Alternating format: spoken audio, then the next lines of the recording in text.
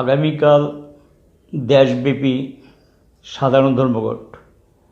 এই ধর্মঘটকে সামনে রেখে সারা দেশব্যাপী যেমন প্রচার সংগঠিত হয়েছে, জনগণের সমস্যা, শ্রমজীবীদের সমস্যা, কৃষকদের সমস্যা, সাধারণ মানুষের সমস্যাগুলো তুলে ধরা হয়েছে।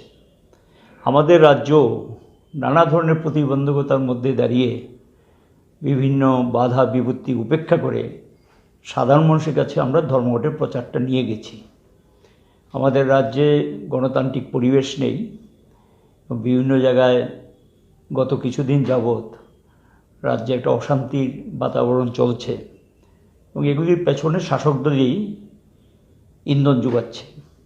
এই পরিস্থিতির মধ্যে দাঁড়িয়েও যারা এই ধর্মঘটকে সমর্থন করেন তারা ব্যাপকভাবে রাস্তায় নেমেছেন এবং মানুষকে ধর্মঘটের প্রেক্ষাপট, কী কারণে এই ধর্মঘট, কেন এই ধর্মঘট আহ্বান করা হয়েছে এবং কেন আমরা ধর্মঘটে সামিল করতে চাই, এই বিষয়গুলি উপস্থাপিত করা হয়েছে।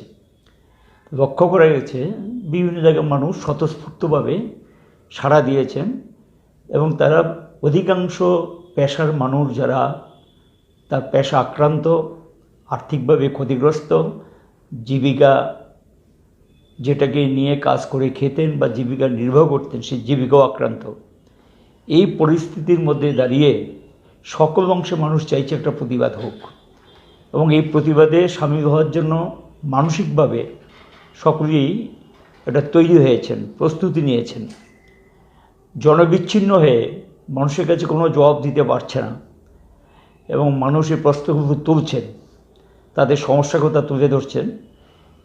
বিজেপি সেখানে গিয়ে তারা কোথাও কোথাও ধমক দেওয়া, শাসানো, ভয়ভীতি প্রদর্শন করা, হুমকি দেওয়া, জীবিকা কেড়ে নেওয়ার নানা ধরনের ভয়ভীতি বিভিন্ন জায়গাতে দেখাচ্ছে।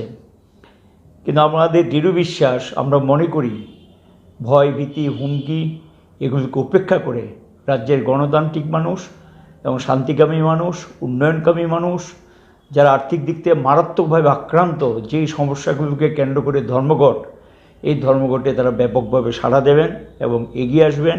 সাহসের উপর ভর করে আমরা মানুষের কাছে আবেদন জানাবো, রক্তচক্ষু ভয় ভীতিকে উপেক্ষা করে সাহসের উপর ভর করে এই ধর্মঘটে সামিল হন এবং বিজেপি সরকারের এই যে অগণতান্ত্রিক মনোভাব, স্বৈরাচারী মনোভাব এবং যে শাসন গোটা দেশে চলছে, আমাদের রাজ্যেও চলছে, যে পরিবেশ তারা তৈরি করেছেন, এর থেকে নিজেকে রক্ষা করুন, দেশটাকে রক্ষা করুন এবং আক্রান্ত মানুষগুলোকে রক্ষা করার জন্য চলুন হাতে হাত মিলে সামনে আমরা সকলে এগিয়ে যাই।